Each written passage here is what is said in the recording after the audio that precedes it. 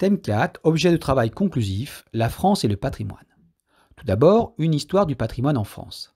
C'est pendant la Révolution française qu'une politique patrimoniale se met en place, avec la volonté de préserver les monuments des destructions.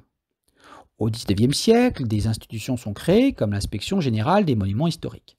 Très vite, cela conduit aux premières querelles, aux premiers conflits patrimoniaux.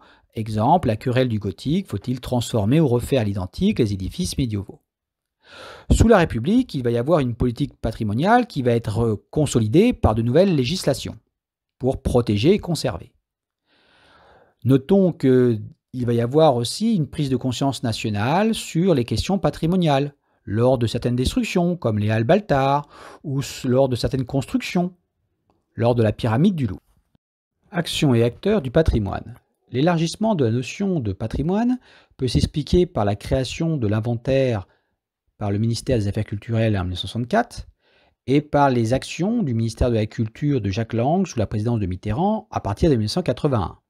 Ainsi, la notion de patrimoine va s'élargir à d'autres domaines, incluant ainsi le patrimoine matériel, immatériel, naturel, protégé, valorisé de nombreux sites. Les acteurs vont également se multiplier. Pendant très longtemps, seul l'État était le producteur de patrimoine. Avec la décentralisation, de nombreux acteurs publics vont avoir des compétences patrimoniales.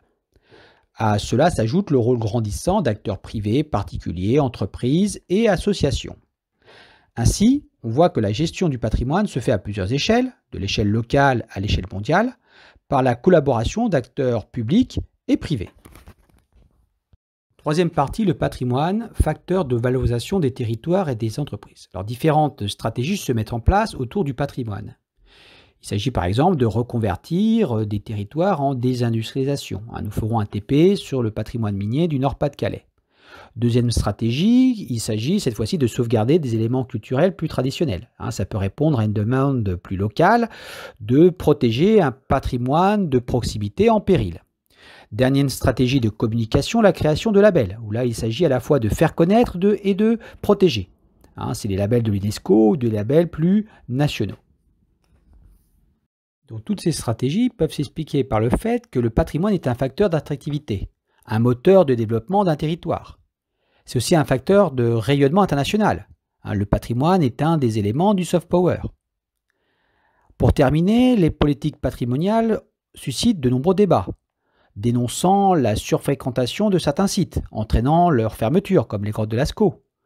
De même, le massif du Mont Blanc, qui doit être limité à un nombre de visiteurs à cause de sa dégradation environnementale. Il y a aussi toutes les questions autour du financement, qu'on dit insuffisant, entraînant la menace de certains sites, ou la place croissante du mécénat privé.